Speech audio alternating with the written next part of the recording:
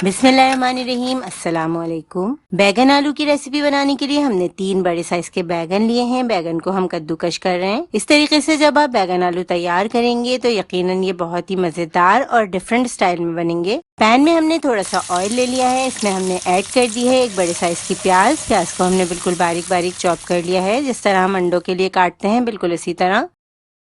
1 चाय का चम्मच हमने इसमें जीरा डाला है, सफेद जीरा लिया है हमने। 2 हरी मिर्चें और थोड़े से कड़ी पत्ते। कड़ी पत्ते से बहुत ही अच्छा खुशबूदार बैगन आलू तैयार होगा।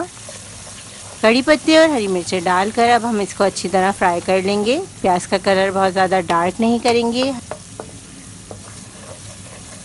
अब बॉईल किए हुए आलू हम छील लेंगे। आलू हमने पहले से उबाल कर रख लिए थे, आप चाहें तो कच्चे आलू इस्तेमाल कीजिए। 1 खाने का चम्मच अदरक लहसुन का पेस्ट शामिल करेंगे। इसके अलावा आधा चाय का चम्मच हल्दी पाउडर, 1 चाय का चम्मच लाल मिर्चों का पाउडर, आधा चाय का चम्मच सफ़ेद ज़ीरा पाउडर। तमाम मसालों को अच्छी तरह भूनेंगे, मसालों का कच्चापन ख़त्म हो जाए। 2 बड़े साइज़ के टमाटर को हमने ब्लेंड कर लिया था, टमाटर शामिल करेंगे। इस तरीके से जब आप बैगन आलू बनाएंगे तो यकीनन बहुत ही मज़ेदार तैयार होंगे। अब उबले हुए आलू शामिल कर देंगे। क्योंकि आलू बॉयल हुए हुए हैं तो हम इसे ज़्यादा देर नहीं पकाएंगे।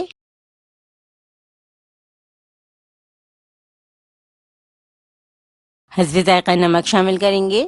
अच्छी तरह तमाम मसालों को मिक्स कर देंगे। अब बैगन शामिल करेंगे जो कि हमने कद्दूकश कर लिए हैं।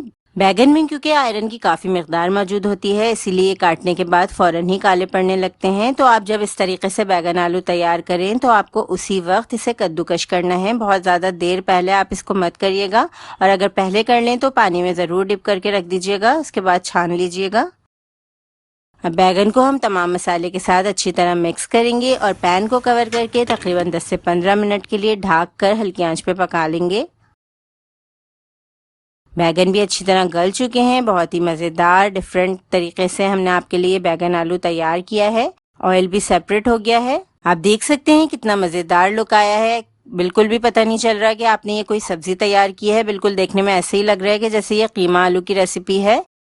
अब खुशबू के लिए हमने इसमें थोड़ा सा हरा धनिया ऐड किया है। लेमन जूस डाल देंगे ताकि बहुत ही ज़्यादा मज़ेदार सा इसका फ्लेवर आ जाए। बिल्कुल आखिर में आपको नींबू का रस ऐड करना है। अब अच्छी तरह मिक्स करेंगे। लेमन जूस हमने इसमें ऐड कर दिया है। बहुत ही ज़बरदस्त सी ये रेसिपी तैयार है। आप इस रेसिपी को ज़रूर बनाइएगा और हमें ज़रूर बताइएगा कि आपको ये रेसिपी कैसी लगी। अल्लाह हाफिज़।